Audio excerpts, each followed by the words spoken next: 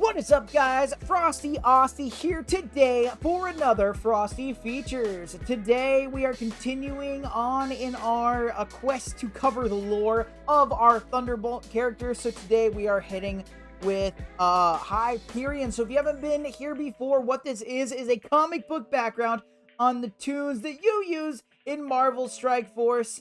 And I am your humble guide through the pages past and such and whatever.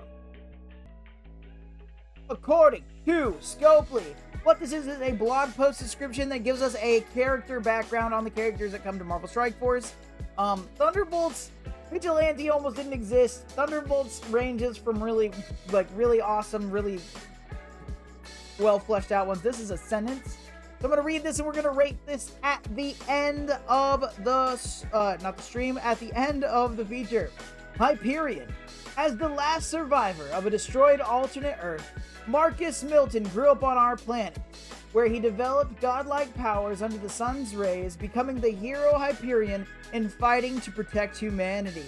So there's a lot of things to unpack here, especially when you break into who Hyperion is as a character. Just enough here to, really kind of get into it, so we will rate it at the end of the feature. Hyperion, this is our guy. Name, Marcus Milton from Earth 13034. Okay, so, many times in Frosty Features have we had to break down how the multiverse works, etc., right? So, MSF, especially other content creators, when they cared to comment on it, MSF has its own lore. Therefore, especially when they're extremely wrong about a character, they can cover it with the fact that they're using their own lore. So with this, there are multiple, pretty much every version, every different universe has its own version of Hyperion. That's a bit of exaggeration, but Hyperion very much is, he's a big character, he's a very powerful character, but he's not in much. Very much plays the side role a lot of the time, and he's usually only brought in with the Sinister Supreme or the Squadron Supreme, which is essentially just the Justice League. It has a Green Lantern, he is the Superman, it has a Wonder Woman, it has a Batman, it very much is Marvel's Justice League. So he more often than not appears when they're comparing the Squadron Supreme to the Avengers, right? And so a lot of alternate Earths do we see him pop up, etc. So the typically what we do in Frost Features, we talk about Marvel 616 canon. This is not the MCU. Once again, if you're new to this, the MCU, Marvel Cinematic Universe, the movies, that is Earth 1599999. Okay, it claims to be Marvel 616 on the thing, but it's not. Main Marvel continuity, the comic books, the main line is 616. Okay, with that, there are multiple different types of Hyperion, etc. Their names change, right? So there's Marcus Milton, Mark Milton. The original 616 actually has no name. We'll talk about that in a bit. I want to say this because if we look back at this blog post description, paring this down is going to be very important, right? Marcus Milton is from Earth 13034, okay? As I've written here. MSF does not have to my knowledge, does not have a designated number. There might be a TRN, which is a temporary reality number. But it's not 13034, right? But they're talking about Marcus Milton, which is the Hyperion from 13034. So most of the time when there's multiple versions of a character, I pick the one they describe the most. In this situation, they are mostly talking about what seems to be Marcus Milton 13034, okay?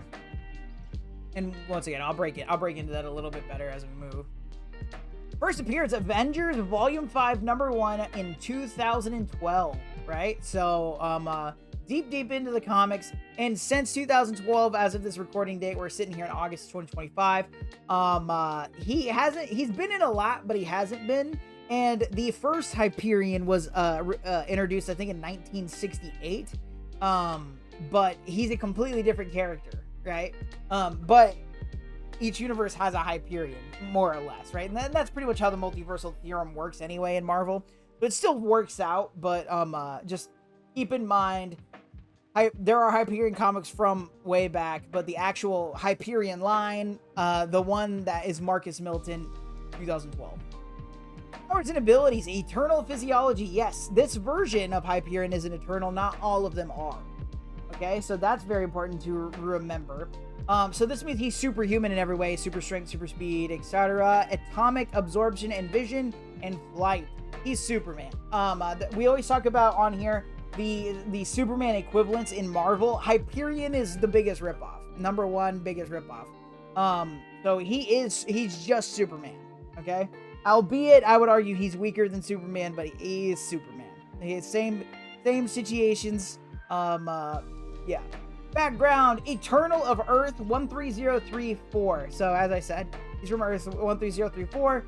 And the Eternals, the way multi-dimension works, right, is every single universe you can think is based off of another universe to some extent. So 616 is typically the template, and there's one thing that's different. So in 13034, all we really know about it is that is this Hyperion's reality, and instead of having the Avengers, they had the Squadron Supreme, and that's namely what we know. Okay? And Alias is no duel. He doesn't really go by anything other than Hyperion, not Marcus Milton. There are other versions of Hyperion. Affiliations. Squadron Supreme, talked about them quite a bit. It's the Justice League. Captain Prism, Nighthawk, I think her name is Lady Justice or something like that. Or Thundara. But it's just the Justice League. I first was really introduced to them when during the Heroes Reborn run in 2020 or 2021. A lot of people hated it, but I actually enjoyed it quite a bit. Alpha Flight and Avengers, right? Everybody's a part of the Avengers. He ends up in the multiversal Avengers, and we'll talk about that a little bit today. I don't really touch on Alpha Flight. I think that's more of a recent thing. Most notably, he's not in the Thunderbolts. That's an MSF thing. Who died? Can't be superhero or supervillain without somebody dying. In an Hyperion's case, this is still true. The other Eternals of 13034. So, he is Superman. So in his situation, his planet is destroyed and he is sent to Earth as a baby, like a specific other superhero we know about. And also his stepfather and everybody in the 13034. And like I said, we'll get there. Just hold on. Marcus, 13034. Mark, 714. And No Name, 616. This is just to further highlight. We have, all of these are Miltons, Marcus Milton, Mark Milton. These are Eternals that are born, and have a similar storyline from different universes. Earth 714, Earth 13034. No Name, so the Marvel 616, the actual main continuity version of Hyperion, actually did not have a name. So he was part of the Sinister Supreme. So ultimately, there is just that many different ones. The 616 one was created by the Grandmaster as a competitor to Kang. Kang made an Avengers team to play this game with Grandmaster and to be like, hey, I will take this team of 4, and you get a team of 4. They're gonna fight. Whoever wins gets to rule the universe or whatever. So he puts together this team, and then in that, Grandmaster, instead of putting together a team, he creates a team. So he creates a team which is comprised of that version of Hyperion, Captain Prism, Nighthawk, and I think that's where we have Thundara, but I could be wrong, or Lady Justice, whatever, the Wonder Woman. But I don't recall the fourth one. Ultimately, though, they get defeated and he's dead, right? We only see him pop up a couple more times because of magic, and that version of Hyperion's gone in 1989. So with that, the Hyperion in Marvel 616 is replaced by 13034, which is Marcus Milton. The Credo. So that's another thing, a big thing about, and it's very similar to Spider-Man. Similar things you can hear in various Superman stories, but his father, found by Marcus Milton, baby, found by her Earthling, raised. I don't think it necessarily is pointed out on a farm, but that's what we're implied. And his father raises him with the beliefs that he will move forward with truth without compromise, thought without error, and all things for the better of the whole. So that's it. That's his credo. With that, he is a Superman that kills. He believes with that, all things better for the whole. He believes firmly in the kill one to save 1,000, kill one to save 1,000,000 mentality. So he's not the big difference between him and Superman. He is not above acing a dude, right? Putting him out, taking him downtown, right? Dunskies. He's not afraid to do that because he believes that it'll save more people in the long run, right? Opposite of Batman, opposite of Superman. Relationships: adopted father, unnamed. He has a very close friendship with Thor, Odin's son, but besides that, he really doesn't have a lot because once again, he's very much a side character.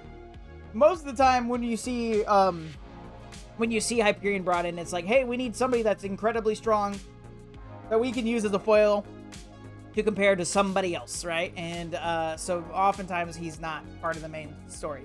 The notable events: origin. So with all we really know, so 13034, he is born presumably on a moon or a similar type planet, very as the Eternals and the 616 move around, which we talked a lot about, I believe, in Frosty Features Medusa.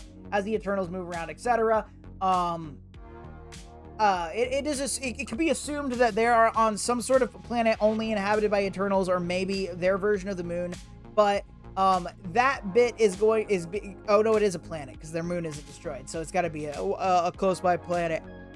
Ultimately, the planet is looking to be destroyed, and so they send one baby out. All the Eternals are killed except for this baby. This baby is found by an unnamed father, unnamed guy that raises him to be the hope of humanity, which is exactly the same thing as Superman.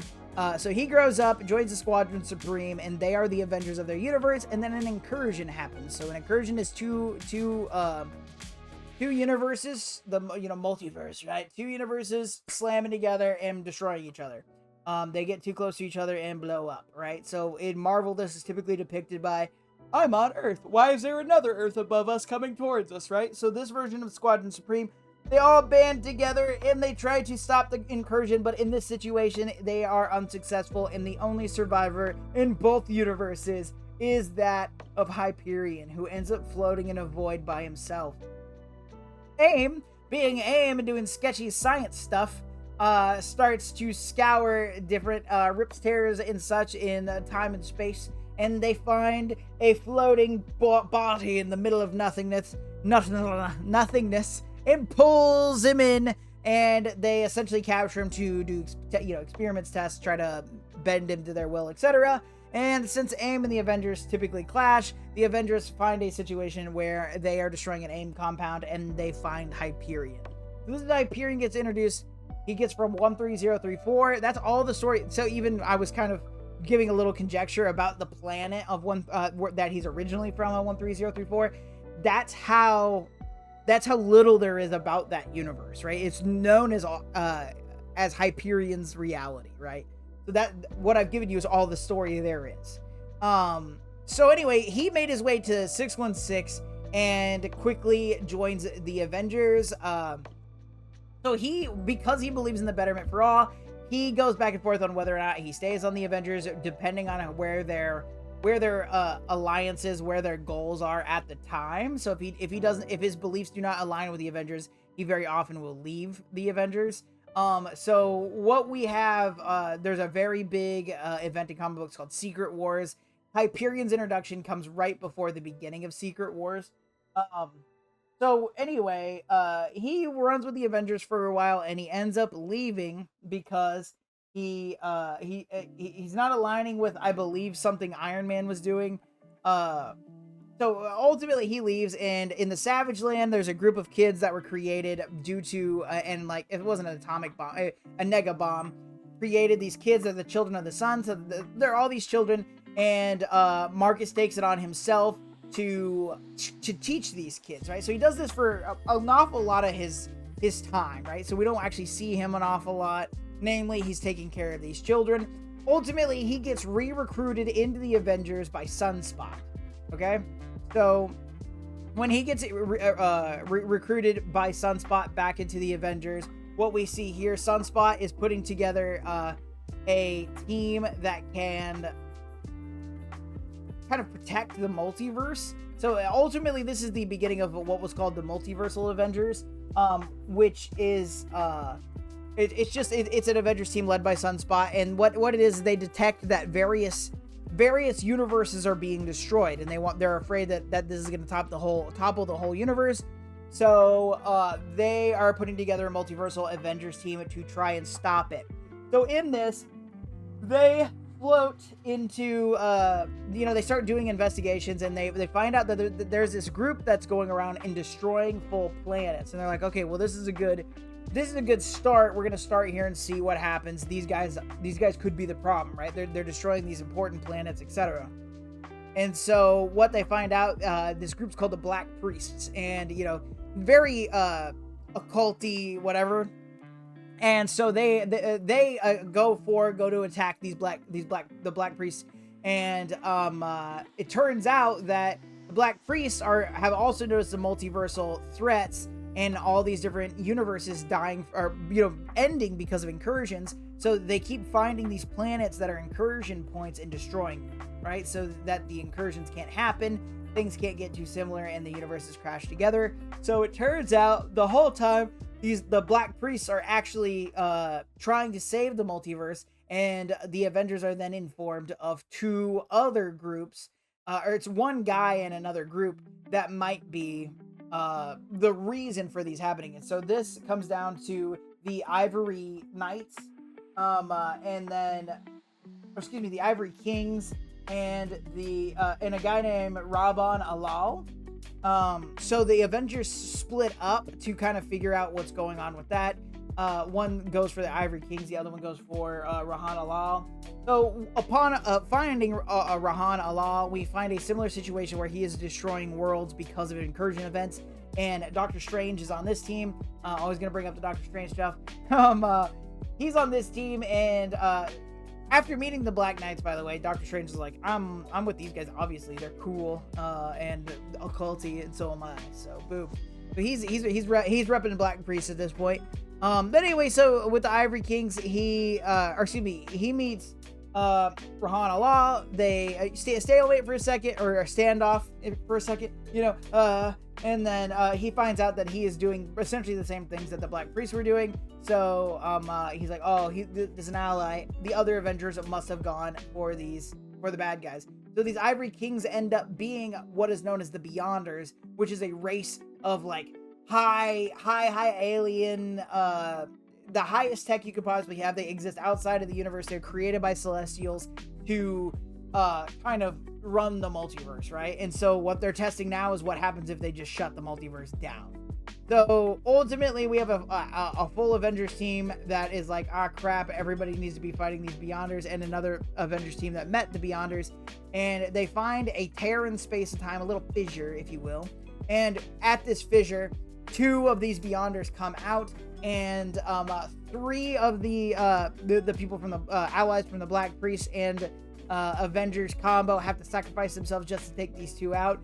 And for a moment, they think that this is a big victory, and then all of a sudden, ultimately everybody dies except for Hyperion and Thor, and they're beaten and battered, and they're like, oh yeah, this is we won, it's over, thank God. And then an army of Beyonders pour out of this fissure, and ultimately we see Hyperion and Thor run into these guys knowing they're gonna die, but they're gonna take out as many as they possibly can on the way in. So it's like this epic way to die, whatever, and they both get poofed out, and eventually the multiverse does get nixed, right? It ends up happening, being returned because of some actions from the guy, Doctor Strange. So with that, we see the death of Hyperion here, but after the multiverse is reset, we find ourselves in the throes of things like Secret Wars and what have you. So this is all building up to that big event. Next off, I want to talk about the Carnies. This is just a really interesting story that involves Hyperion. He got his own solo run, so it's Hyperion Comics, and it got canceled. So it kind of ends abruptly, but it's very like almost like eldritch horror kind of vibes, which is crazy because he's like Superman, right? So I want to talk about it. It's neat, and it gets because it got canceled, it got finished really fast, and they wrapped it up really quick. And I feel like this could have been much cooler than it is, but it is really cool and it's very neat. I very much, I read like, you know, I read a lot of Marvel comics, but outside of that, it's a lot of horror comics. So this was pretty wild. So this is definitely a big suggestion for those, and it's not very long because, like I said, it was supposed to be this run for Hyperion, and then it got canceled, so they ended it super fast. But it's a good ride, right? I think this is really neat. So anyway, a lot of heroes go into hiding.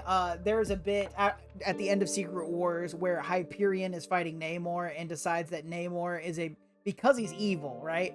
We might have talked about this, and I feel like we did a Frosty Features Namor, but I could be making that up. But regardless, one way or the other, Namor gets killed by Hyperion. Hyperion believes that Namor overall, because he's good, he's bad, he's good, right? He is not worth the lives that he takes. So Hyperion decides to kill him, and he decapitates him with his heat vision. Then he goes into hiding and he becomes a truck driver. Okay, so we have Superman as a truck driver. So anyway, there is this girl named Doll, and the comic opens up with her at a truck stop, and she's looking around and she finds Hyperion. She recognizes him and she's like, this is the dude I need. Oh my god. So she goes and she's like, hey, I need your help.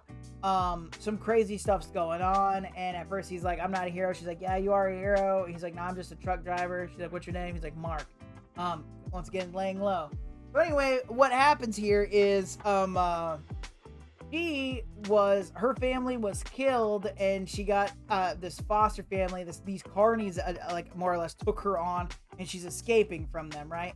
So as they're going, they find out that there's this guy following them, and he's trying to take the girl, and then the dude like sneaks up behind him and tries to like serial killer Hyperion, and like slams him into a trunk and like really tries to kill him. And then Marcus is like, nah, not a thing. He grabs a whole tree and he like takes this dude out. And ultimately, this is where he's like, you need to tell me what's going on. And she's like, yeah, there's some really crazy stuff happening. I just need to get away from these guys. But first, I need to go to this spot. I need to go pick up something, please. Just protect me. And he's like, fine, whatever. And he takes her to this spot, and it's a dog. So they pick up this dog, and it's super cute. And then he's like, okay, I've done what you asked. You've been saved. You're welcome. And she's like, but you're going to leave me out here with no food, no water, whatever. And he's like, okay. So she takes him to this diner. And at this diner, she runs into this guy whose daughter was also killed by these carnies. So she decides that Hyperion's gonna help them, and she goes to Hyperion. And she's like, "Hey, you're helping me with this, or it's gonna be a thing." And he's like, "I'm not helping you with this. You can't help, right? This is me. I have to do this." And ultimately, though, she convinces Hyperion to look into this stuff. This is when it gets kind of nuts, right? So at the moment, it's just carnies chasing this chick, right? This girl. She's like a teenage girl. Very city level, right? In Hyperion city level crazy, right? City level being like a Spider-Man threat, right? Robbing a bank. And a Hyperion's like, let me catch this planet real quick. But anyway, so they go to investigate. So he just kind of that's the other thing is he's a Superman strength, so he can just kind of walk into wherever he wants, and he's usually not. More often than not, there's no threat there for him. So he goes into this house where this girl was supposedly murdered, and he's checking out the space, and they find these worms everywhere. And because of his superpowers, he can see things on a molecular level, and he starts looking at these worms, and he sees that they're of some sort of like superhuman, super alien origin. And so he's like, this is super weird. And then all of a sudden, a worm monster attacks them, and he pushes Doll out of the way, and then these worms are attacking him. And these worms are like starting to go in his mouth and stuff. And it's looking pretty sketch. It's looking like Hyperion's gonna get dead pretty quick. And then Doll thinks about it, and she grabs a toaster and plugs it in and cuts the wires on it. And she goes, well, I hope he's got super healing. And she shocks him with the toaster cord. And this kills all the alien worms or whatever inside him, and they are able to kind of escape for the moment. So turns out these carnies are using these worms. At this point, he's like, you need to tell me everything, right? And she's like, okay, great. There's this haunted house, And these carnies invite people into the haunted house. Some people leave, some people don't. Other people are like converted into these monsters, and so they use these worms to control people and align, if they can align them to their moves or whatever, what they're doing. They are turned into these like worm monsters, so they're like super strong. They still look like people, but they're like made of these like alien worms, which gives them a degree of super strength, etc. Not quite to the extent of Hyperion, but in a one-on-one fashion, he'll be fine. Right? So anyway, he gets it in his head that he's like, you know what? Okay, all right, I can deal with some worms, right? Now that I know what's going on, okay, where is this haunted house? And she's like, oh, this haunted house is here. And he's like, great, I got this. So he just flies to the haunted house and busts in, and he's like, I'm gonna take this out. But turns out all the carnies, it's run by this guy named Junior, who is the person who originally made the worms thing happen, which we will discover that in a second. But it's run by this guy named Junior, and there's quite a few of them. So he, like I said, 1-on-1, even 2 or 3-on-1, he's got this, but essentially he's got a whole group of, he's got multiple of these monsters that are trying to take him on or whatever. And so, he actually gets captured, and, while Doll is hiding, they manage to get they're like, okay, well, now we don't have to try, Doll will come to us. So they essentially get a message to her and are like, hey, your friend's gonna die if you don't come here, right? So she has to go on her own. So we follow Doll back into this haunted house where they've got Hyperion captured, and he's got like worms and stuff. They're like trying to invade him, to parasite him, and he's like, nah, I'm freaking Hyperion, I'm gonna resist this. But he is incapacitated. And so upon Doll arriving, it turns out there is this extraterrestrial alien that was, I think it was due to an incursion event as well, but was thrown out of pulled out of an incursion event, and was found themselves on Earth, and Junior was the one that found them. And as a punishment to people, this alien turns them into these converts them into these worms things to hurt them, right? But because the humans, it didn't work exactly the same, so they some of them are able to survive it and become these sort of like these crazy, like I said, Lovecraftian almost monsters. And so Junior, in doing so, took this alien and nailed it to a wall so he could have people, and we introduced this alien to hate and fear, and so he could introduce people to this thing and see if they survive this like conversion process into these worm monsters, and then he can control them, right? So Doll runs past everybody and starts unnailing the alien from the wall, and in doing so releases Hyperion, and Hyperion is able to kill the guys around him. So he killed the guys around him, and he destroys the whole place. Him and Doll leave, and they take off. And as they're riding in the truck again, and they think everything's over, and they find out somebody is following them. And in that, he finds it's another one of those worm guys, and he interrogates the worm guys to find out that Junior wasn't dead. They can be killed. They go all the way down to like single worm level, right? So if you don't kill you have to completely and utterly incinerate everything to make them actually die. We find out that Junior wasn't killed in the original thing. He's got there was a couple worms that survived, and so he has reconstituted, and he is bringing an army to take Doll, right? So this is the part that was set up, and then we get canceled. So then all of a sudden we have Iron Man show up, and Iron Man's like, hey, you need to pay for what you did to Namor. He was my friend. And Hyperion's like, that's not gonna be a thing. And so Iron Man ends up fighting Hyperion, and it's a little cheesy, real fast. It's not completely out of the realm of like understandability, but ultimately it's like, hey, there's this army coming. We need to evacuate this town, and I need to kill these things, and then I'll go with you. And Iron Man's like, all right, great. And so they evacuate this town. The army shows up, and then Hyperion literally nuclear bombs it. He just runs in and blows up. And he survives, but he literally just full on incinerates a city to destroy all these worms, whatever, so that the storyline is over. So it just ends like that. which that sucks because the setup is really cool. The concept is really cool. Like, you know, this becoming this like big issue, whatever. And it's pretty. It's kind of, you can kind of tell in the clip I have here. It's kind of gross, and creepy. And I really loved it. And then we had to bomb it. And that's because it got canceled. And I think maybe because it wasn't the flavor of a lot of Marvel readers, especially. You don't think of Hyperion and think of like horror, like cosmic horror or whatever. But regardless, really interesting read. It's not super long. I'm pretty sure it's just labeled as the Carnies, but you have to double check me on that one. But real solid stuff. With that, Marvel Strike Force doesn't care about power levels, but here in Frosty Features we do. Now, the way that this works, if you are a multiversal threat, it means you can topple the entire multiverse on your own, not thinking of anything else, right? Universal means you can end your universe, maybe then hop on over to another one and end that one.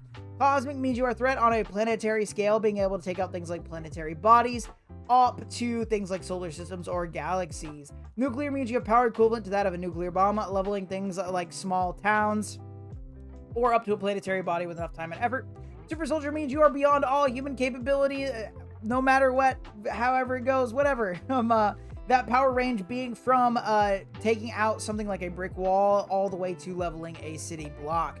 City means that you are a human you are equivalent to a human that is trained to the absolute and utter peak of human ability. Think of Olympic athletes. In Marvel, we have a lot of ninjas, CIA agents, mercenaries, etc. at this level. And then finally, we have Greg. Greg is the undead Asgardian that is spawned by Hela in Marvel Strike Force, and without an undying team or Hela to back him up, Greg isn't worth anything ever at all, right? So, for the sake of argument, just because I like to make it, and due to undead Asgardian physiology, we equate Greg to that of a regular, normal human being.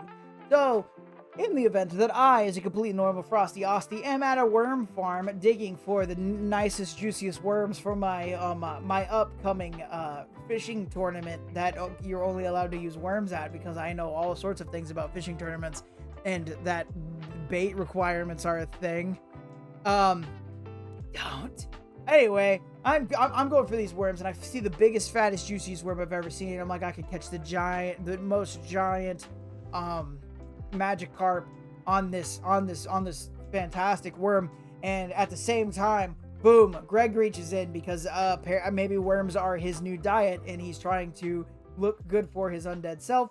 I and Greg match eyes over the bait compartment, and the fight ensues. The dirt, the mud, the dirt, the blood, and the beer, as Johnny Cash says, but there's no beer. Just worms, and we're covered in worms, and we fight, and I, as the most frosty of Osties, come out on top and best Greg, because he is equivalent to that of a regular human being. And in the case of Hyperion, what we have is freaking Superman, okay? With that, even in the examples I gave you, he did a nuclear event without trying, right? He is very much on par with the likes of Thor, who is firmly cosmic, right? So a character like Superman, a character like Hyperion could fly through a planetary body and destroy it without much hot knife through butter type situation, right? Without much resistance, without much trouble. So Hyperion is very safely a cosmic being. According to Scopely, this is one sentence long, okay? Last survivor destroyed alternate Earth, okay? Marcus Milton grew up on our planet. Okay, so that right there, even if this is just MSF lore, that contradicts itself, right? So he's the last survivor of a destroyed alternate Earth, but he grew up on our planet. So he was sent from one Earth to another, which that's not canon for anything. So that would be new if that's a thing, where he developed godlike powers under the sun's rays. That's just Superman, as we talk, becoming the hero Hyperion and fighting to protect humanity. So that doesn't jive with any of the comics, which is typically what I rate everything off of. Also, it's super short. You don't really know anything about it. You don't know. It doesn't even describe his powers. So in this, they didn't even try, right? If they came out with another one, I don't know. This was when Hyperion was originally released. They don't usually follow it up with additional updates. But this one was, yeah, they didn't even try. This was a horrible description, especially compared to some of these previous ones like Victoria Hand that we talked about.